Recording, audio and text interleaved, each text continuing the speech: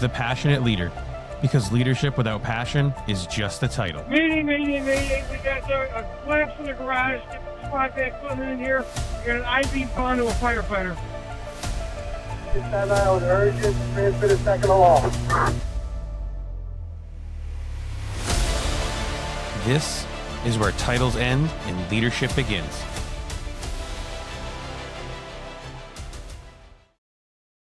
Ask yourself, what happens when the guy with the resume, the certs, and the command presence still has to learn how to slow down? What does it look like when a leader who's operated at every level from firefighter to assistant chief realizes that real growth isn't in another credential, but in patience when emotions are high? And how many times have you made it worse because you answered too fast instead of waiting 24 to 72 hours? Matthew Trent began his fire service journey in 2006, working his way through the ranks as a firefighter, driver engineer, lieutenant, and battalion chief, where he currently sits as an assistant chief. He brings real-world experience in incident and disaster management with time spent in planning, response, and recovery. He holds an associate's degree in fire science and technology, a bachelor's in public safety administration, and a master's in public administration. And he's currently pursuing a doctor of public administration. I think this gentleman likes public administration, the boys and girls. He's been designated as a chief officer through CPSE, holds a member grade with the Institution of Fire Engineers, and is a certified district manager. His certs span from fire officer 4 to fire code administrator to fire investigator, instructor, safety officer, and an EMT. He's also a husband and a father, a coach, and grounded in reality that job doesn't define you, but how you lead it absolutely does. Because despite all of that, one of the biggest lessons he had to learn was patience. Not reacting in the moment, not letting emotion drive the decision, learning to step back, wait, and lead with intention. Ladies and gentlemen, welcome to the show, our good friend, Matt Trent. How are you, my friend? Yeah, I'm doing well. Thank you for having me. Yeah, awesome. Thanks for letting me stutter through that. It's been a hot second since I've had to read through a prompter, so I'm trying to get the damn thing to work to my eye speed. Yeah, it's all right. Yeah, I appreciate you joining us here on the podcast. And I guess for those, I gave a whole brief overview with a ton of certs, but what really got you into the fire service, and kind of walk us through that whole aspect of the world. Yeah, so I'm from Southwest Florida, born and raised, and I just remember going through high school. I played a lot of sports, and thought college football was a thing. Didn't really have the grades, so I got into construction early, and I was like, man, this sucks. Working every day in the heat down here. We don't get snow where I'm at, so if we get down to the 30s, we're lucky. But you can expect like right now, this time of year, it's about 88 degrees. Our wildfire season is pretty crazy. But then we get into the summer months where it's just unforgivable outside. So, construction was a good trade. It's run through my family a lot. And then I was like, hey, maybe I'll go be a firefighter. So, went to fire school, EMT school. So in Florida, we have, we're one of the hardest states to kind of get through everything. We don't hire civilians and then put them through stuff. Okay. Yep. In our state, you have to become a firefighter 2 and an EMT at a minimum just to, apply for a job. So our credentials to get hired are actually very high, which is good because it elevates, the level of training. And, when you get on the job, everyone has, kind of that minimum level. So that's how I got into the fire service. I always wanted to, kind of give back, and I'm the oldest of 4. So it's kind of had that mom-dad role, kind of growing up because I'm 15 years older than my youngest sister. So okay. All right. I just kind of, something I wanted to do. And it was either going to, go to college, which I don't think I was ready for back then coming out of high school. Sure. Honestly, if had I went right out of high school, I probably wouldn't have done well. So construction kind of humbled me a little bit, and then went to the fire service and, kind of made my way that way. Dude, I love it. So one of the things that I take from that, so New Hampshire is different. We will hire and then train people. From your perspective and how Florida does it, where you have to have the stuff before you can even get hired on a fire department, how is that? Has it adversely affect your guys' ability to hire people, or has it made it easier? So I don't think so. I have a few friends that went out of state, but what I will say is, Florida's pretty protective in how we let people in. Mm, Most recently, under the current director of the state, and she's amazing, Director Rice. We actually opened up out of state transfer where you can okay. come in and kind of, if you have a pro board and you've met all this stuff, you have to go through some stuff at the agency that you get hired for. But in the state, our process is pretty rigorous. It's over 400. It's like 492 hours of Yeah. training. You have to Okay. be a firefighter too. Meet the NFPA standard, and then minimum EMT.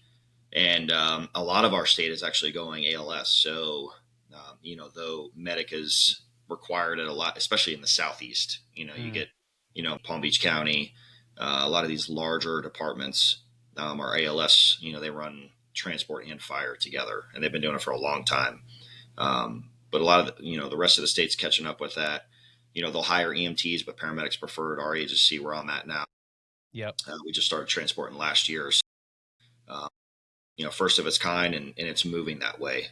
Mm, Um, the requirements up front are much harder. My brother's out in Colorado, and where he got on, he was a firefighter 1 EMT, and then he got his fire 2 on the job.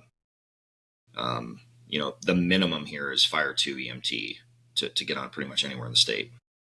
Now, that 400 hours, is that just your Fire 1 entry level, or is that kind of the whole kit and caboodle to really get your boots in the door to get hired? Yeah, I believe it's 492. That's fire Wow. 1 and 2. It's Okay. it's all together, and our state's kind of done some things where we've incorporated like mental health into. Good. Yeah. We call it minimum standards is actually what it is, because it's the bare minimum before you can get on the job. So Yeah. No, I mean that's so our state just, oh boy, a couple of years ago just started doing the Fire 1-2 blend, and I feel honestly, for me, when I was younger, I did Fire 1. I was gonna do Fire 2, but life got in the way. I got, moved from a first shift job to a second shift job, and at that time in our area, it was just nighttime classes, so I had to back out of the Fire 2. Flash forward 15 years at least, and now I'm taking Fire 2. I got it was a life, eye-opening experience, I should say, from going from a Fire 1 class in 2007 to a Fire 2 class in, that was 2016, so it was just under 10 years, but there was a hell of a difference. yeah, There was all new hose advancement techniques and water mapping, and it was, I felt like one of the old guys, because I'm like, man, back in my day I wasn't taught this way. So yeah. it's that's awesome. So I mean, you got a ton of degrees. Is there one that you are, still eyeballing even after you're done with what you're going for? Are we sort of reaching the pinnacle here for you? So I'll tell you, I went after all my stuff early. I have Crohn's disease. I found out early in life. Okay. Yep. That was kind of something that I was like, hey, if something happens, I need a plan B. Yeah. If I get out of the fire service and do something else. I enjoy teaching. Education in the state of Florida is highly sought out. You talk about how our state is laid out. All the community colleges in the state. They don't call them community colleges anymore. They're called state colleges now. But back when I went, they were community colleges. But the state colleges, they all offer fire science degrees. Mm, You have a lot of private providers, which I own a company that does that also. We offer a mhm. lot of certifications and stuff, that, a lot of the classes we teach are aligned with college courses per se. So that Nice. lineage was kind of built, years and years ago. Most of our classes, like for example, our fire officer 1 is 4 classes. Each class is 45 hours. So Mm, that 45 hours of contact is 3 college credits, because each college credit's 15 hours, right? So mm. all that was kind of laid out. The groundwork was laid out years and years ago, and it's just kind of unfolded. But to to elevate all that, in our state, you get college credit for paramedic, for EMT. So everything kind of leads into a degree, one or the other. But as far as pursuing, another degree, doctorate's tough, man. I kind of took a break Sure. for a few years. We got hit pretty hard with a couple of hurricanes back in 22 and 23 down where I'm at. So I'm sure you saw national news on that. Yep. Yep. It hit Fort Myers where I'm at. So the one in 22. So I kind of took a break for a little bit, back and forth. But I have 4 kids. My oldest is 13, my youngest is 6, and I'm enjoying coaching 2 of them in flag football. And I do that year round. And then my other 2 girls are amazing at dance, which I'm definitely not a dance coach. I promise that. So, but I'm trying to be actively involved with them at this age, because eventually they'll be older and stuff like that. But there's always education. I mean, I believe in that. Yeah. Education's kind of one of those things that I tell everybody, no one can ever take it from you. You get a degree, no one can strip you of your degree. You can get an EMT cert, not renew it. In my state, you can get your firefighter cert. And if you don't work for a department or something like that, or you're not taking your CEU renewals, if you're unemployed, you can lose those certifications. So, education you can take with you, and you can apply to, the private sector if you have to, and, move on. So, and I'm fortunate at the agency I'm at now. I mean, it wasn't always this way, but our agency pays 100% for your degree. Oh, dude, they pay 100% awesome. for your paramedic. We're obviously pushing that advanced life support model, which I am not a paramedic. And that's the one thing I think now looking back, I'm like, man, I probably should have checked that box. But growing up, I just didn't work for an ALS department in my previous agency.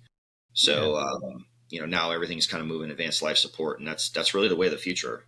So, and the money's there for it too, which is nice. So, yeah.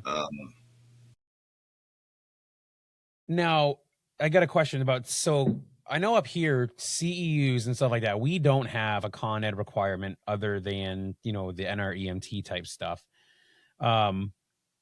Are you a proponent of, for the requirement for continuing ed to keep guys fresh and stuff? Or do you sort of feel, being on the job kind of gets you that experience too? No, I mean, I mean, it's a box check here. I mean, it's, you have to have content. I mean, the profession's evolving. I mean, no different than the technology that you and I use every day on this podcast, or, AI that we're seeing in glasses or watches, or, Sure. Yeah. The things that's coming out now with advanced analytics and all these other things. The air packs we wear, the tracking mechanisms, the ticks we have, the thermal imager when I started was, as heavy as a briefcase or suitcase actually. And it was in black and white. And now, you're talking, you have, augmented reality, infrared in your face mask, and you can start seeing things. Yep. And there's a cost to that, but, advancements are always good. Change is good. I know firefighters hate change, but sure. Oh yeah. We hate changing the things we're comfortable with, but the reality is in this day and age in the fire service, change is happening faster than we can, keep up with it. So if you put your head in the sand, you're going to be behind. But as far as the CEU question, to answer you, I do believe in continuing ed. For us, like I said, our firefighter cert, if you work for a career department here, your fire cert's kind of auto renewed, if you will, because gotcha. You have to get X amount of hours of training. But as far as like your EMT and paramedic, there's actually different requirements here in the state of Florida through Department of Health, where you have to have a minimum amount of CEUs every 2 years. And that's a renewal process with certain, disciplines and stuff like that. And that's all pretty much done through the agencies. It's not something you have to go do on your own. So Florida's pretty advanced. Like I said, I mean, we're one of the fastest growing states in the nation. And to get hired here is it's not easy. It's not easy feat, right? It's you come in, you go to school, you get your fire 2. You think about it, getting your fire 2 if you went full time here is about 16 to 17 weeks. If you go part time, it's about 6 months. And then EMT school is run through most colleges here. That's about 6 months. So let's just say it takes you 12 months to get the minimum. And then my agency, we just hired 27, 28 people. We interviewed over 120. No way. That's awesome. Yeah. That's just us. But if you go to a Miami-Dade and I don't want to speak for them, I don't work for them, but I hear stories of, they have, thousands of applicants for a few hundred positions. you're talking agencies that protect, upwards of 4 and 7 million people, running with 80 plus stations, with some of the most advanced, training and battleground Yeah. testing stuff in Right. the country, down in Southeast Florida. So, um, there's a lot, down here. So I mean, I mean, I guarantee there's probably no real good or educated, answer to this, but what do you think it is that is, so I hear that you have to have, when I looking at it from the outside, when I hear that the state requires you have to have all this before you can even get in, I see that as a huge roadblock. Now, granted, I'm on the combination side department where I'm one of two full-time members and the rest are all paid on call. And I could tell you right now that if that's how it worked for our community, we'd never have anybody walk in the door. But clearly it's working. So what is it, if you had to even guess, that is actually the the magic potion, I suppose, that actually is keeping the wheels in the bus moving, I guess? I mean, I would say I think our pay and benefits are probably to speak for that. Yeah. I don't know of a volunteer agency in the state of Florida that I'm Yes, aware of. true. Yep. I know of a few combination departments, maybe up towards the Panhandle. As far as getting that done, I mean, it's just kind of the way we work. You can, at my agency, you can, start out, and be a firefighter, and you're making $60,000+ a year. That's Mm, our area is very expensive where I work. It's one of the highest, the most expensive places to live in the state. So most people, if you come from there, you can live there, but if not, you kind of commute in, which is, it's okay. There's affordable yeah. housing around. Yep. But going with like where my brother's at, he lives in Colorado Springs, but he works north of Denver.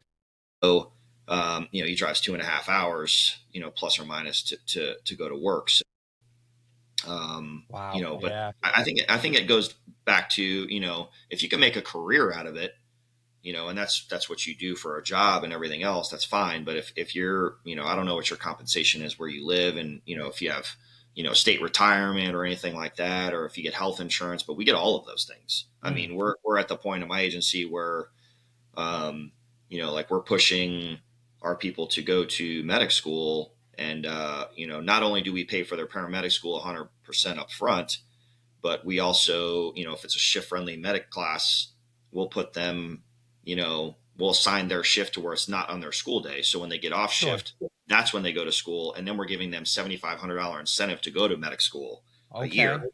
Yep. So we kind of, you work that in. And then in the state of Florida, through one of our most recent House bills that got pushed through legislation, the state is pushing us to go to a 42-hour work week. You might call that a 24/72 schedule. Yep. Yep. Right now, pretty common in our state is a 24/48, which is a 56-hour work week. My agency works a 24/48 with a 3-week Kelly day. So every third week on a certain day you're off. Mm, So when you equate that into hours, if you worked 1 on 2 off, that's 2,912 hours a year. yeah. On a 3-week Kelly day, you're at 2496. Wow. If you're working 1 on 3 off, you're at 2184.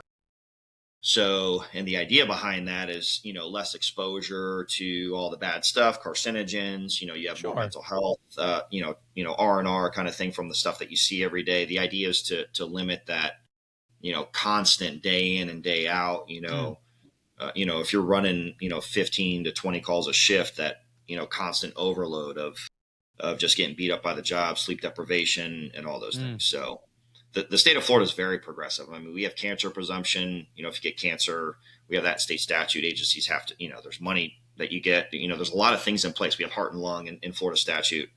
So our state, has been very progressive and very proactive to take care of the firefighters. oh, does Florida have a maximum age restriction as far as when you can be active in the service? Not that I'm aware of. Awesome. So we're a border town to Mass. We were talking a little bit before. What we got a lot is, so Massachusetts, I'm probably going to say the numbers wrong, but I think it's like 62 So 62, you have to leave full time, and 64, you have to be completely out of the fire service. You can't even be like an auxiliary member, or, you can't be the old duffer who still loves it and wants to hand water bottles out to the boys at the fire. You can't even do that. Which I can see pros and cons to that, because if on one hand you can't say we're hurting for people, and you're pushing really guys in their 60s who can still do something, whether it be we start working them off the back step and into the engineer's spot, or just something along those lines, or have something to soften the blow. But dude, I think Florida's clearly onto it. I really like the progressive, forward thought process with trying to limit the exposure through, modifications in the hours, and, stuff like that.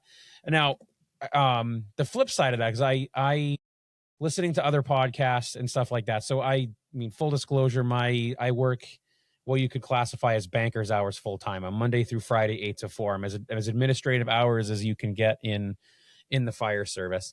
And I've listened to a lot of people talk about, different sleep deprivation, cycles, and how sometimes even a longer shift on with more time in between is actually better, because, your body has, if you do the 24 on, whatever the case is, there have been studies that have shown where, what's what I'm looking for, that your body is still adjusting to that whole, you work for 24 and then you have a couple of days off and you're back, and your body's always in the limbo, and it's messing your cortisol levels up. Has there been any research that you guys have sort of seen with that? And again, this is all very foreign to me as a guy who literally works 8 to 4. Yeah. So, and that's not in my wheelhouse of study. I would say, Yeah. I think, in my agency, we're going to that 24/72 schedule here. Our transport units already do that. So we have a rescue division and then a suppression division at the moment. But it's all part of fire department operations, if you will. All of our people on the ambulance are sworn. They're all certified firefighters. They've been through the training, stuff like that. But, I would say when it comes to the sleep deprivation stuff, I think it depends on the agency. Like my brother, out in Colorado, they do a 48/96 schedule, which I think is pretty common out west, Sure. where he's at. So, for him to run 6 or 8 calls in 48 hours is pretty busy. Sure. Yep. That makes sense. And I would say, and my agency runs, we have 11 stations. We're plus 30,000 a year out of 11 stations. But I would say for, one of our units, which we call in season, which is when all the snowbirds come down between Thanksgiving and Easter, Sure. if we have a unit run 20 plus calls a shift, it's not uncommon. And then you get some of these larger agencies, I'm sure down in the Southeast where, maybe 25 to 35 calls a shift is not uncommon. They may not see the firehouse or their station that often. So, I think giving people that extra break, happens. And obviously, I don't know how it is where you are, but here, if you get an overtime shift on a 24/48, now you're working 48/24. Yeah. So then you're really getting off, you're trying to reset. And then next thing you know, you're coming right back in. So, and especially down here, Hurricane Alley's where we're at. You could get stuck at work for 3 to 7 days, straight. So That's or true. more, Yeah. especially with deployments, things like that. So there's a lot. Our job asks a lot from us. Like I said, I've been on the road. I've been in service 20 years. Got in administration about 5 years ago. So the road is fun. But I think there comes a time at some point where, you kind of move on, and it's not that you're tired of the old stuff, but you gotta, this is a young man's game at some point, eventually it takes a toll on your body, takes a toll on the mind. And, depending on if you have family or not, it could take a toll on them depending, where you're at and how much you're being called and asked to do. So, I think all the things, in work and life, you need balance, right? Amen, dude. I think you have to figure those things out for yourself, just whatever your case is. Now, being in the administrative side now, are you more closer to the hours that I work, or do you still pull the shifts like the rest of the boys? No, so I'm a 40-hour employee. I'm salary now. So when I moved to administration back in 2021, I went and moved to the agency next door. Before I was a battalion chief on the road. I was one of 2 over 15 stations back then, and under that on my old department, it wouldn't be uncommon for me to work, over 3,000 hours a year with overtime and everything else. Man, And, it's just, it gets taxing. I dude, mean, for real. some of the wildfires we would get down here, Shit. hurricanes or stuff, you go 4 or 5, 6, days without seeing your family. And those things take a toll, I think, more than the body and the mind. Right. So you worry about them, making sure they're safe unless you can get them out. And then, Right. especially during hurricane season. But, Mm. it's just those things, and I think, every firefighter wants overtime. Trust me, nothing's better than, hey, I get that 24, Yeah, no, for sure. but it gets to a point, where you're doing 48 on, 24 off for, 2, 3 weeks. And then you're like, hey, the money's great. I see the paycheck. But then you get to a point, you're like, this ain't worth it. Right. You're just never home. You're living at work. It's not fun. Well, and, But yeah, and I do 40 there's hours. so, and I mean that's huge to be in the 3,000s when, if you look at the standard 40-hour work week is what, 2080 a year is Yep. hours work. That's huge. I mean, that's a little under 1,000 extra hours a year that you were, working. And granted, like you said, the money's great. And the paycheck is always cool at the time, but it's the pain from missing family and everything else behind it. So I guess we talked about it during, I mentioned it on the intro. We talked about a lot about patience. So at what point during your career did you finally realize that was a tipping point of, when you realize a patience really was a virtue? Man, I wish I could say I have the ticket to that. I still think I'm learning now. I think so. I was a union officer for about 10 years. Florida's a heavy union state. Yep. In effective bargaining, pro union. But I will say, I got promoted to battalion chief for, in 10 years on the job. I had firefighter driver. We had lieutenants. We didn't have captains back then. Yep. And then battalion, so shift commander. But kind of going through that motion and learning the things as a union officer, and some of the things that you would just jump to conclusions on because of emotion. Someone would say something that you just, I don't agree with it because we think this is the right way, and then probably 3 years later, you're like, man, that other person was right. I was wrong. Yeah. Yep. I think those things that they happen to us all the time, but too often we get caught up in the emotion of what it is right now, and we have to make a decision because our bodies are kind of ingrained or trained that way. In the fire service, we're built to make decisions and solve problems, right? Yeah. Typical firefighter, if you work at 24, you show up to work at 8, you get your passover, your changeover, whatever you call it. Here's your radio. Here, whatever your seat is, this is your job. You do your chores, you do your truck checks, you do your whatever you're supposed to do, your training, you run your calls, you do your reports, you cook food, you have gathering, and then you close out and you go home the next day at 8, right? And then you just don't worry about anything. But the idea is in 8 to 8, we solve the world's problems. Whether they're at the kitchen table or out on the street. So, you get in that problem solving mode, I think, often. And then, when certain situations or challenges come your way, I think you're just trained to, I got to solve this now. I have to say something. Yeah. You get kind of caught in that moment. And then you realize, man, if I would have just waited like a day or maybe the weekend, I might have come to a different conclusion or maybe not, but that's kind of, I use a rule now. My chief taught me this, it's that 24 to 72 hour rule. Give it a day or a couple. If give it a day, if you need to think about it because it kind of caught you off guard. But if it's bothering you, give it a few. No good decision was ever made on emotion, right? I mean, this applies to our personal lives and our work lives, especially if you got kids. If you're married or whatever, it's if your kids mess up, do you react on them right now, or do you maybe kind of let them play out and see if they can figure this out.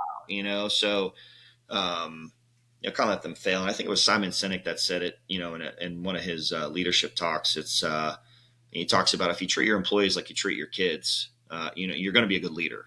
And if like my son or one of my daughters, let's just they're great students, but let's just say one of them was having trouble in math. You don't call them stupid. and you don't belittle Right. them and hang them out to dry and say, oh, you don't know, how to do this equation, or, if you apply it to the fire service, if, you had an engineer that didn't know the pump pressure or didn't know the hose lay, or how many feet, for, PSI or whatever, you shouldn't belittle them, right? You Right. should Right. teach them, mentor them, right? And that's, it's being a good parent. Teach them to be there when you're not around, right? The Mm. goal is to grow them into adults, and so they can take care of themselves. And I think the fire service has the same philosophy, right? You're there. Your job is to, hey, learn from those Yeah. Yeah. before you, and kind of pass that on. So when you retire and go into the rest of your life, the next person comes on, and everything still functions. So Yeah. Well, and I love the 24 to 72 hour rule. It's something that I wish when I was a younger officer that somebody would have at least told me. And I learned, you learn lessons the hard way. You go after somebody in front of their peers, and it feels really good at the time. And it really, like you said, nothing ever good comes from, decisions based on emotions. Um, Now, when your chief brought that to you, was that something that he was just like, "Hey, as you work your way through," or and I asked this because I know in my case it would have been a post incident that they would have been like, "Hey, next time maybe wait 24 to 70." So was it after something had happened, or was it sort of it was more before? of, he just kind of, he was a coach for a while in Oh, sports, that's and I think awesome. he, got that from like that, just being a coach, and kind of adopting that during that time, and Mm, applies that, that lesson to the fire service. So it was good. that's awesome. Yeah. And hey, and most times, and one of my colleagues, he's a really good friend of mine. I've worked with him for years. Our chief of training. He always tells me, hey, if you go to sleep with it, you need to do something about it the next day, kind of thing. But if you go to Yeah. sleep and you wake up and it's really not bothering you, then it's probably just something that was personal to you. I And like that. Yep. I forget what it was. I read a quote a while back. It said, "Don't take everything so personal, because not everybody thinks about you as much as you do." Oh my And God, there is so many people you that know, need to yeah, understand that, dude. A yeah, hundred percent. it's very true, but it's hard, because the fire service is a part of us, and I think Yeah. Oh yeah. I think that taking it personal is because we care, but I think that reaction is what we need to Yes. control, right? A And hundred what we percent. say, and how we carry ourselves. So Mm, deep words. I like it. Let me see if I can get rid of this. So you held a ton of positions, from firefighter, engineer, lieutenant, battalion, and now assistant chief. Um, which one so far has been your most enjoyable experience? I would have to say battalion chief was probably my favorite. Not to knock on my current position now, because it's all Sure, of part of course. growth, but I think everyone has an aspiration to move up in the fire service, right? Yeah. Yep. And what I mean by moving up doesn't mean by rank. It could be just, hey, you're a backseat firefighter. You want to be the best, right? You want to grow. Sure. Yep. But I think over my career, I've worked with a lot of great men and women, but I've also worked for some poor decision Mm, makers, and I think those people help kind of, and when I say that, I actually mean those people helped me grow, meaning that they kind of inspired me to kind of move up in rank, mm, to be able to be in a position to make a decision, right? Because if you don't have a seat yeah. at the kitchen table, you can have a conversation. Yep. So, Yep. kind of moving up. But once I became a battalion chief, it was kind of kind of middle management. I really enjoy collective bargaining. I enjoy policy and procedure. Public Okay. Yeah. administration, right? Like, Yeah. kind of, Yeah. I enjoy that aspect of the fire service because, hey, the job is dangerous. We know that. We got to be ready for whatever comes our way in the unknown Mm, environment. But 90% of our job too, at most places, falls on the crux of policy, procedure, collective bargaining agreements, yeah. personnel management, the conflict resolution, the stuff that's not fun, that no one wants to train on, how we get paid, the FLSA, EEOC, all Mm, these things that, as officers, we have to be aware of. Title VII, all these things, religion, yeah. the, Yeah. the things that could come our way that, if you don't prepare yourself for, um, you could be caught. And, Yeah. I think I got promoted at a time that, there was really, our agency was a consolidated district back then. We had two, we had a 5-station or 4-station department kind of come together, make a new agency. That was kind of formed due to the Great Recession back in '08. So kind of, we had a huge property loss here in the state, with housing bottom out. And, back then the unions and the agencies kind of worked together and formed some new agencies, larger agencies, more sustainable, if you will. So I worked for a 4-station agency, well, 3-station when I started, turned into 4. Nice. And then, I ended up getting a pink slip saying, hey, if we don't get a tax increase in a year, you're going to look for a job. Yeah. So, grassroots campaign, we ended up getting a tax increase, $500,000, nothing crazy, just to sustain. And then we ended up consolidating with the agency next door. And now that 9-station department, I think, is 15 or 16 stations. Okay. Sustainable growth is back. Everything is good. Pay is good. Benefits are great. Hiring like crazy, which is what you want to see, Yeah. But battalion chief was definitely the best. You learn a lot, but you kind of, you get to be by yourself at moments, which sometimes you need. Sure. But you're still a part of the station. You're still a part of the culture.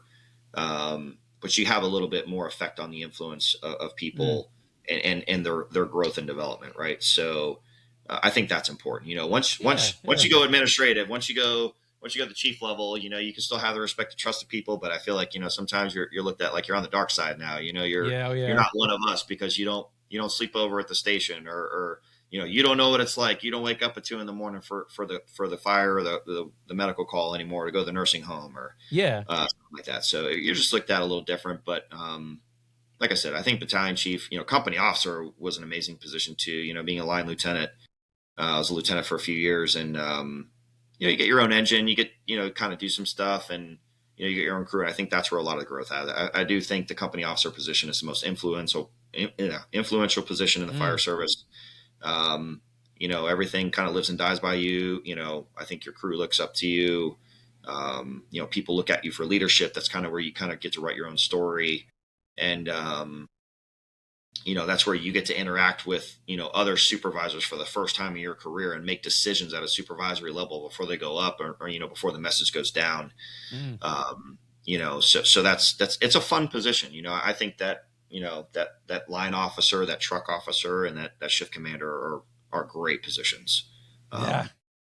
And there's not a bad position in the fire service. I'll say that, from the back seat to where I'm at now. I think everything has its, has its prize, but I think you have to, you have to be looking for that. You have to want it. You have to kind of make, in my position right now, I don't run calls. That my job is not to turn the lights on and go to the road, down the road into the rescue. My job is to, to provide training and do those things and make sure we're in compliance and make sure we're meeting the ISO rating for our constituents and make sure our policies and procedures, that are within my control are up to date, and, promotional testing, the things that I'm responsible for. I need to do the best at those things because we all have a part to do to make the organization whole and to provide the best service that we can. Great answer, man. It might be the same answer, but of all your positions, which one did you really grow the most with? Whether it be, again, firefighter, lieutenant, driver, all that good stuff. I think battalion chief, really, because when I started, so like I said, I was a union officer for a while, and then and being a union officer, you kind of get that labor management aspect where you start to learn those administrative functions early because you have responsibilities, for your collective bargaining agreement, for grievances and all those things that come with it. But I think, the position I learned the most in was probably battalion, because like I said, I mean, it's, you're put in that middle management position. When I got promoted to battalion chief, it was not a union position. So you kind of left that labor, that bargaining unit, position for protection. You were considered a, executive exempt employee. And, now you're on the dark side per se, but you're still one of the, one of the people on shift. But, you learn a lot because you learn what to say and what not to say. And it's not that you can't be honest. It's that, how you're honest, means something. The Mm. word choices when you say things to certain people matter. So, you might have a fire chief that might give you, or a deputy chief or assistant chief that might give you direction to do something. Well, Yeah. your goal is to accomplish that direction without communicating that downward and saying, well, assistant chief or deputy chief so and so told me to do this, so this is why I'm doing it. Your goal is to accomplish that mission and make others buy into that process, right? Whether they believe it or not, and that's the tough part. But I think you learn that over time. Yeah. And I think being a battalion chief, you kind of get that, hey, you're a chief for the first time, so you're kind of designated with that title and authority of that. Everyone thinks you know everything now. Yeah. It's like, hey, Yeah. on Christmas Day there's a fire, and or there's a attempted suicide of this, where they're mixing chemicals in their tub and they're creating chlorine gas, and the whole apartment building's evacuated, and they're like, hey chief, what do you want to do? And I'm like, hey, we'll figure this out, but there's no one Right. else to call, right? Because you're the guy. You're the person on shift that you're the highest ranking officer at the time. Yeah. Yep. You get put in a position to make tough decisions, but I think that helps you grow the most when you don't have the answers, but you have the responsibility to find out. And I think, a good mentor of mine, Chris Tobin, he taught me a long time ago. He said, the bugles that you have, right, the horns, for every one you get, is a level of responsibility. Mm. So the more you get, the more responsibility you have to do for the people below you. And that stayed with me for my career. It's, you have a responsibility to the men and women below you in rank to do your best. Mm. That's why you're a chief officer. That's why you hold that title. So, Dude, hopefully that answers your question. But no, it's deep. I think, and it's so funny because I think every department, mostly I should say, can run, different levels, have different responsibilities and different, duties that go along with. And I mean, you made me want to become a battalion chief. We don't even have one in our organization. So, it's company officer was one of the funnest for me, at least, because it was you're in charge of the crew, and their growth is your responsibility. And as you move up, where I really learned it quickly was when discipline went from I like to handle discipline in a corrective, a pattern change, not a mom and dad, I'm yelling at you because I'm angry at you thing. It's a corrective thing. But you're handling it on a officer to firefighter level. But then once you go up, now you're handling it from an officer to an officer, and it's like, man, what are we doing here? And granted, you can eventually have higher ranking officers to firefighters, but I mean, if it gets to that level, then there's obviously something that just wasn't clicking from what their lieutenant was saying, or the captain, or whatever the case is. But that's kind of where I grew. So I mean, I'd agree, man. Line officer, as a deputy, I love where I'm at now. How long have you been an assistant chief? 5 years, actually. February. Been Nice. a chief officer since 2016. Okay. Yeah. Total. But to go back to your point, when you're talking about that, I think when you become a supervisor, we'll call it the company officer or the battalion chief, whatever you want to call it, the chief officer, you have to be able to have the uncomfortable conversation with your Sure. peers, the ones at your level, which might mean going in and closing the door and just saying the truth. That's hard to say sometimes, because in our profession, the only time you're ever assessed for anything with a point scale is either a promotional test or a training evolution, right? Sure. No one likes to be called out on what they don't know. So, but that's why I think training and all that stuff is so, in education and professional development is so important in what we do, because it's going to prepare you for failure. It's just, you have to understand that you can do everything you're supposed to do. You could be that firefighter that studies more than anybody for a test, but you just didn't study the right stuff and someone beat you, right? And they didn't do anything. They just studied the right stuff. They might have studied for half an hour, but they looked at the right page or the right box or the right picture, or they studied the right SOP or the policy. Sure. And they beat you, and you're like, man, I've been studying for months. How did I lose this? Right. Yeah. But I think that uncomfortable conversation needs to be, a part of the fire service more often. And I think the more we can start communicating, again, we're in a world where we're talking, you and I are talking through a screen from different states right now. Yeah. Exactly. We FaceTime, we have, WhatsApp, video. We have all these things where we communicate virtual. Those face-to-face conversations need to be had.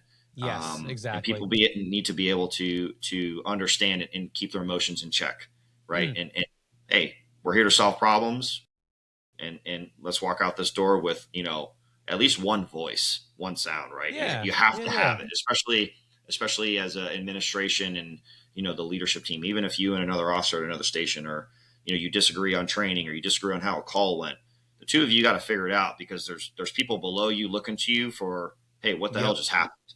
Yeah. And not to say that you have the answer, but you need to come up with hey, we're going to work on this and this is why. Mm.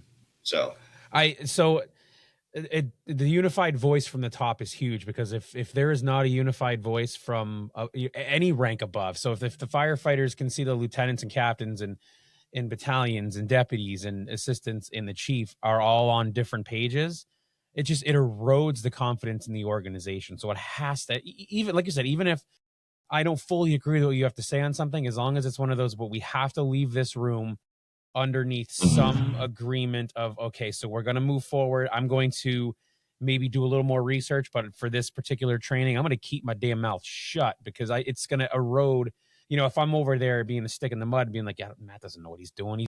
We shouldn't foot the ladder like that. It needs to be like this. And you're saying it this way because, well, lo and behold, you just did some research and now there's new studies that show X, Y, Z. And I'm like, well, I didn't know that. But if I'm over there trying to, under my breath being like, that's not how it's done. That's not, guys are going to hear that and they're going to learn that shit. So I mean, back to the uncomfortable conversation. I think this is something that everybody needs a little bit of refining on. Where have you found, some success in having those hard conversations, as far as, opening the conversation and then kind of working it through? Yeah, so I think my experience, when everyone in the room is thinking the same thing, Mm, there's really no right time to speak out and go, well, this was messed up because you did it, or sure. um, or everyone's kind of looking at the higher ranking person in the room that knows that they messed up, or whatever it is. No one wants to point the finger. No one wants to be the bad guy, we'll call it, in today's world. Everyone just wants to be copacetic. They want to go about their day. No one wants to cause any issues. Yep. I'd rather just get through the day and who cares? Well, you ever heard of death by 1,000 paper cuts? That's what Mm, that is, right? yeah. So, Yeah.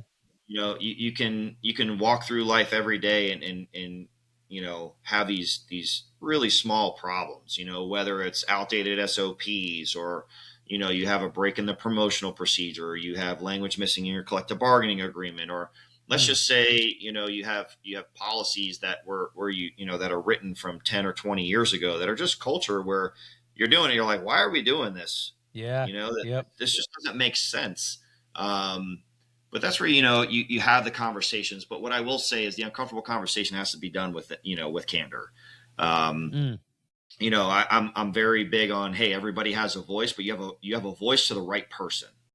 okay. So, Yep. and one of your lives that I saw where I first kind of you were introduced to me, I forget the conversation, but I think you had firefighters talking about, well, the fire chief does this and the fire chief does that. And it was a firefighter talking. And I don't remember what it was, but I Yeah. remember smiling because I just left the fire chief convention where a keynote speaker was talking, and they said, hey, if you've never been a five bugle, you have no idea Mm, um, kind of what that, the responsibility that brings. And I've never been a five bugle and I don't know, but it kind of humbled me a little bit going, well, what if I applied that concept to every rank sure. Yeah. and, Okay. said, hey, you're a firefighter, but now you're saying, hey, the fire chief doesn't do this. Well, did you tell your officer? Did you tell, whatever your chain of command is? Well, I don't know, Mm, everyone has different structures yeah. and Yeah. titles, but if you don't work through those things and you don't try to understand and you've never done it, you can't sit here and play Monday morning quarterback and go, well, the chief just doesn't care, or doesn't want to give us these things, or Yes. doesn't, Yep. and that becomes, a talk at the kitchen table. And then it starts to become like the cultural normalcy of what people think. And now Mm, next thing you know, the chief's this bad guy when really, the chief is just doing their job. And I'm not sticking up for any fire chief. I'm not sticking up for the firefighter. I'm just sure. saying how it Exactly. is, right? I'm just, Yep. we kind of get in the way of ourselves when we get out of our lane. Mm. Um, That's so, hey, well put. Yep. So, and I'm not saying there's not a time for the firefighter to speak out. If the chief holds a shift meeting and he or she says, "Hey, this is open forum," and you can say what you want, obviously be professional, but Yep. Hey, if they give you that opportunity, you get it. But then there's other times too where I think that sometimes we get to talking about things that really don't concern us Yeah. and are not related to our job. If your job is the third or fourth seat on the truck, what business do you have about what the fire chief said in a town hall meeting? It's one of those things where I just don't see that, and I could be wrong. But like I said, it's different everywhere too. Obviously, you have Yeah. fire Yeah. departments where it's just firefighters and a fire chief that runs it in smaller agencies or combination departments, stuff like that. But, in any typical structure, I think everyone kind of needs to, put themselves in the other person's shoes and go, Mm. maybe I should take a look at this. Fire chief's dealing with budgets, politics, maybe city council, county commission, wherever you work, outside influence, typical, most fire chiefs are on a contract. So they have their own contract. They don't even fall under any of the other policies or procedures of the other, that the other employees fall under. Typically, rank and file has their own contract. So, in our state anyways, but like I said, I think those are all important factors. And I think you learn those things, the more, you kind of go through it and see all the other positions. There's a ton of validity to that. I guilty as charged as far as, making Me too. the judgment of like, what the hell are they doing? And, you even see it, with a lot of other influencers and stuff that, there are people that are never been in a leadership role or have limited to little experience as a leader of any rank and file, trying to talk about how you should do this and this and this. And even if it boils down to how you should treat people, I understand that concept a little bit, but I'm not fully sold on the premise of somebody who's never been an officer telling officers how to be officers. Again, earn your ticket to that table, earn the dog in the fight, because if you're going to sit there and spew about how a lieutenant is awful at doing this, work on getting the promotional test under your belt and becoming that lieutenant. And instead of pissing and moaning about it from behind the truck, do something, step up, put yourself in that role to make that positive impact. And I think that's where people are really, some just miss the mark. And it's that cancer in the culture that just can erode everything. And I'll say, I think this too. I mean, there's agencies, you got to remember the fire service is growing so fast, right? Like in my agency, we're about 70%, we're about, 300 employees. Okay. Yep. But we're 70% of our people are less than 10 years on the job. So we're hiring, since I've started here 5 years ago, I mean, we've hired more people than the agency started with. Okay. Yep. We've hired about 145 or 150. It started with 84 when, back in 2015 when the merger happened. But, we're lowering qualifications. We're lowering the time and service to promote. We're increasing the education requirements because we're thinking, hey, we got to fill these spots, but we're going to jam this education down your throat and try to get you some sort of knowledge, while you're gaining experience, because I can't force you to have experience unless you show up to work. Right. Yeah. Yeah. But I think too, you have a lot of officers in certain departments and certain positions that were just, hey, there was just their time, but no one ever taught them. So I think, from the back seat too, we're getting all this new training, we're getting this education, we have access to AI and all this technology, the answers at our fingertips on our phones are, right away. I think we have a responsibility too from the back seat to help grow the front seat. And okay. I think it works. I think it works both ways. I think like I said, if you start treating your coworkers like you treat your kids, if you have kids, you want the best for them. If they fail, you don't kick them when they're down. Right. And I know that personalities don't align and not everyone likes each other. I'm not trying to say that this is all rainbows and cupcakes, right? I'm not doing that. What I'm saying is that I think there's an opportunity for each person to help everybody be the best version of themselves. That's what I'm saying. Yeah, dude. That's the bilateral movement across the chain. Being nice to somebody doesn't have to require rank or file. No, just being human. Yeah, dude. Just be freaking nice. Brunacini said it the best. Let me see what I got. So obviously you're super passionate about training. So let's kind of dive into that real quick. We'll finish up with some training stuff. What are, what's your favorite topics to train about? Where do you think the fire service is maybe overkill? And then this might be another hour itself. So if it opens up too much of a Pandora's box, we can either reschedule it, but yeah, let's go for it. So I think what's important to me now is important to me now because of my position, right? Okay, sure. Yep. I was in charge of training and safety up until about a month ago. Now I'm, it's not a promotion. It's just, I'm moved into the office of the fire chief for special projects and to help him kind of with certain things that he feels for, succession of the organization, stuff like that. But I think, at this point, for me, there's a ton of tactics and strategies training out there. There's a ton of, the basics. I mean, we're getting equipment out there to teach you pivot points on how to use a Halligan and how to, throw an axe or, use an axe, excuse me. And how we roll hose and how we deploy our cross lays. Even our apparatus are getting advanced. You have one-touch night scans now, and thermal imaging cameras are more advanced than what they've ever been. But hey, all that stuff is fun and sexy, right? Right. So hey, what about your drug test policy? How does that work? Okay. Someone needs to be drug tested. How does that work? If you have an accident, how do you do that investigation? If you have a firefighter injury or, God forbid, a line of duty death, what's your agency's policies or procedures on that? Are you ready for that? Yeah. If you have a suicide in the organization, how do you deal with that? So I think there's a lot of things out there that the fire service is dealing with.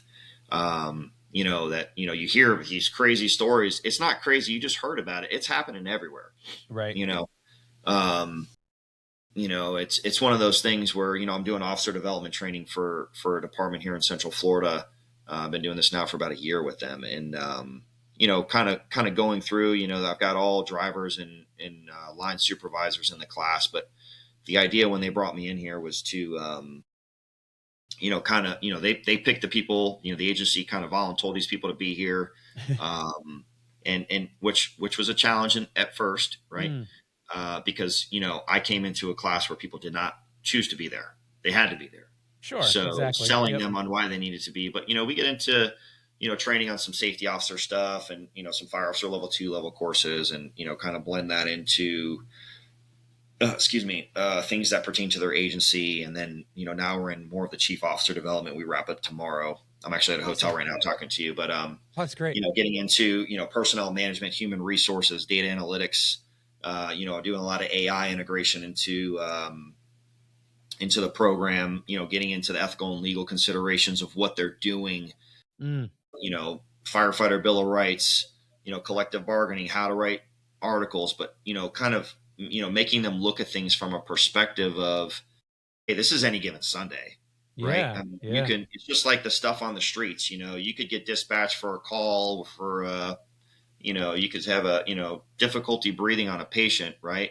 And the next thing you pull up, the garage door is open. There's a generator running in the garage, and now you've got a hazmat emergency with CO poisoning, and you didn't know you were walking into that, but now you have to adjust, right? We call that an audible in sports, right? Right. Yep. Difference is we train for the audible in sports. We have audibles on our run cards, right? Sure. We have a little, when you watch NFL, they have the audibles or the calls on their forearm. We don't have those in the fire service. Right. So we talk about it. We do lessons learned. You have NIOS reports. You have all these things. Secret lists. You have all these resources out there. But for me, I think my passion right now is just professional development. I'm not out there teaching pump operation and sure, and yeah. hydraulics. There's people for that. The people that do that every day. I haven't touched a pump panel in over a decade. But how to, when you do discipline, when you issue a written reprimand or you want to issue a counseling form, whatever your process is, what do you write? How do you write that? Yep. When you're filling out your documentation for a fire report for whatever fire reporting system you're using in Nearest now, which is the national standard. If you have a firefighter injury, are you filling out your casualty report? How are you doing that? Are you collecting that data? What's the data showing you? Are you having a frequency of injuries and, doing this type of training or whatever that is, we're testing new air packs now because we got to buy a new set. So we're putting that out to different groups, subcommittees to try those things. In that same House bill I told you about earlier with the 42-hour work week, there's also an initiative to do PFAS-free gear. So that's coming in the fire service, right? Which there's a training component for that and how that wears and how it breaks down and all these things, because nothing's the same. Right. Exactly. So, I like to focus on, it's not what's next, it's what's now and what's coming. So if how we did forcible entry, and in Florida we have a lot of our trusses are have the gusset plates and light, they're light frame, right? But then we have hurricane windows now, which is becoming more consistent in the last 20 years, since Hurricane Andrew was in 92. But it started with storm shutters. Now we have hurricane windows. Now you see buildings that are being built out of like foam. You're seeing that, you've got these heavy timber high-rise structures that are being built, overseas, and they're got to be coming here. I'm seeing 3, 4, 5-story apartments being built out of wood here in locally, which that's not normal for us. Typically everything here is concrete block or something like that. So, I think staying on top of all these things, but you can't be the best at everything, and that's what, you can try to be, but the idea is, hey, if you're good at something and I'm good at something and the next person's good at this, we create this training collaborative, right? And as long as we're hitting all the pieces to, putting a piece of the puzzle together, we're going to make a picture. But I think too often, we get stuck on, hey, we got to focus on, back to the basics. Okay. What about all these other things? But we can't become the jack of all trades, master of none. But at the same time, you look at it like, I don't know when you went to fire school, but when I went to fire school, they didn't train us on ballistic vests. No, not in the least. I have a ballistic vest assigned to me now for active shooter events as an assistant chief, right? Yep. For we have them on all of our fire apparatus, right? That's a part of our minimum standards curriculum is active shooter training. We're dealing with things and we're on the forefront of, change, right? And we are change agents. So I think, what interests me the most is obviously the policy, the procedures, the collective bargaining, all the legal aspects of things, because I think, with the right policies or procedures, you have a well-refined agency because everything's simple, everything's to the point. If your policies are in line, your procedures are in line, you don't need someone of authority to tell you what to do. You just open the policy manual and you look it up, right? And it's written right there. That's what you do, on Christmas or any other holiday. You don't need someone there to tell you what to do. So I think those things are important, at least right now at that point in my career.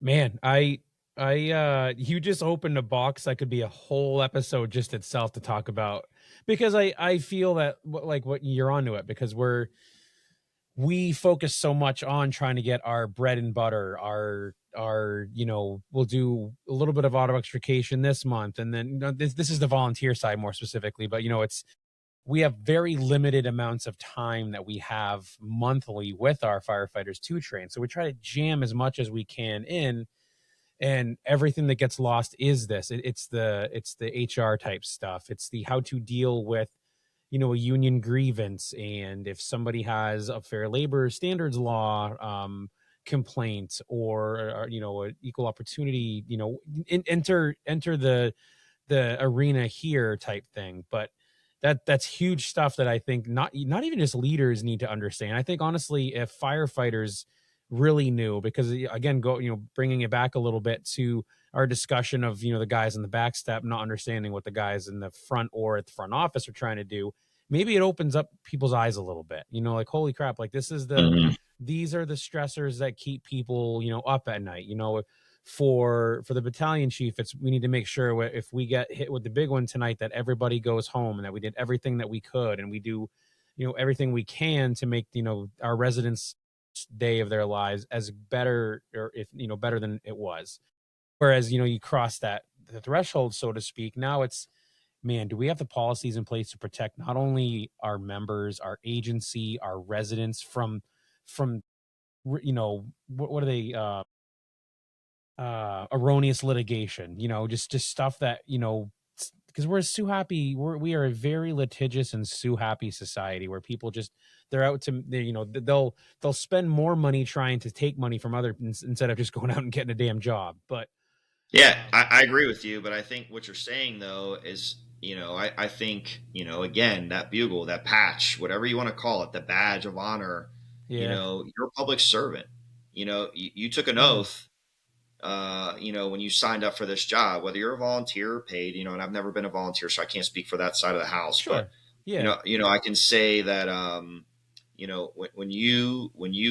when someone calls 911 and they open their door for you and you get to walk in their home, you're Mm. the professional.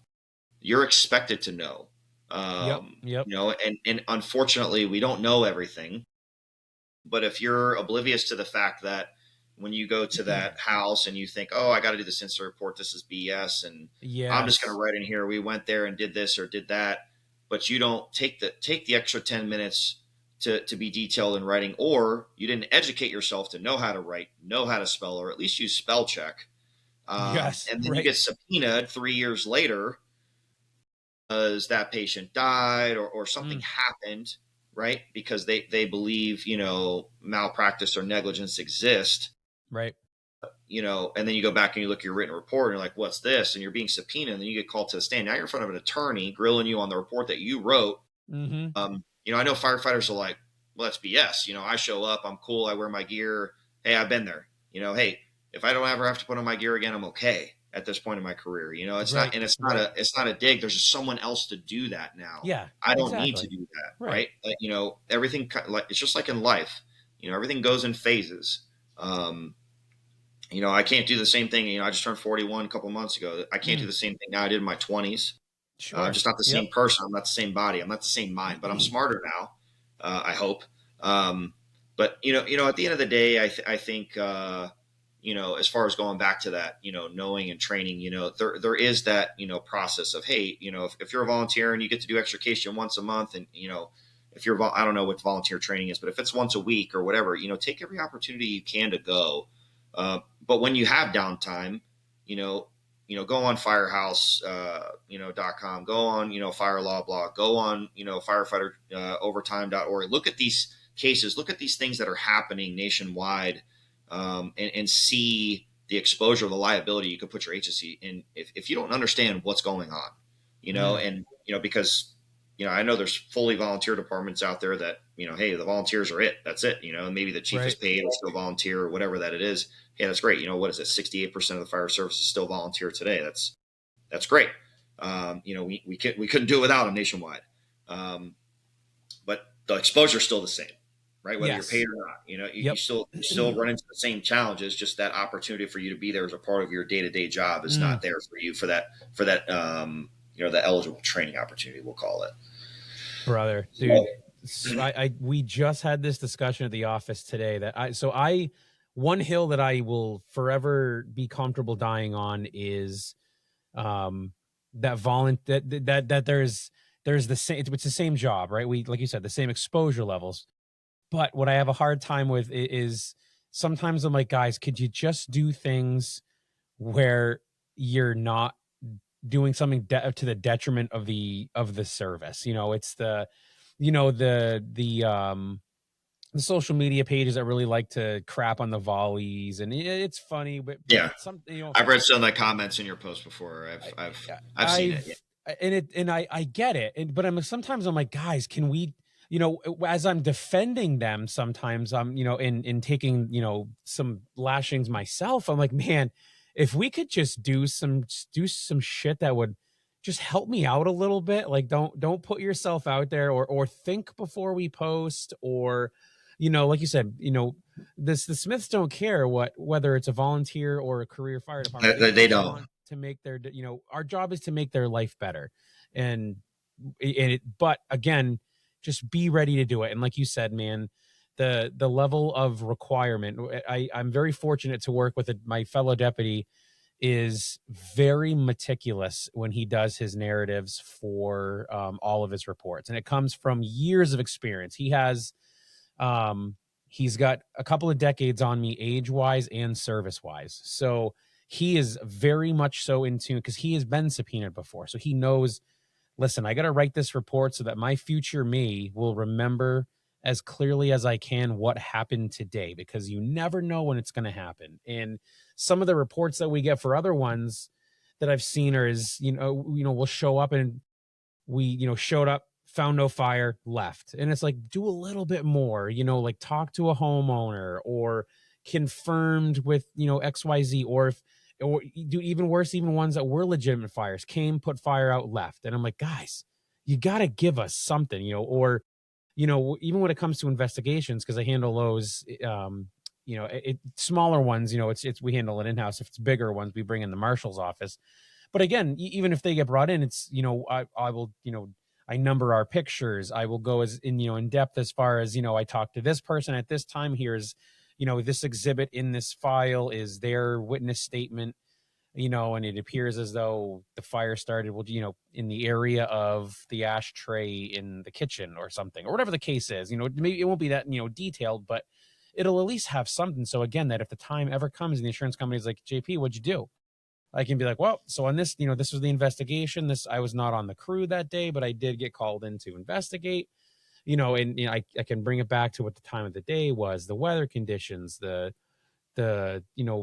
whatever the case is. So it's huge. And So I think with what you're saying, Frank Vescuso says, right, the three U's, yes. You got the unknowing, unwilling, and able, right? So, if people aren't doing something, you got to apply something, right? So I think, a lot of that stuff is the unknowing, right?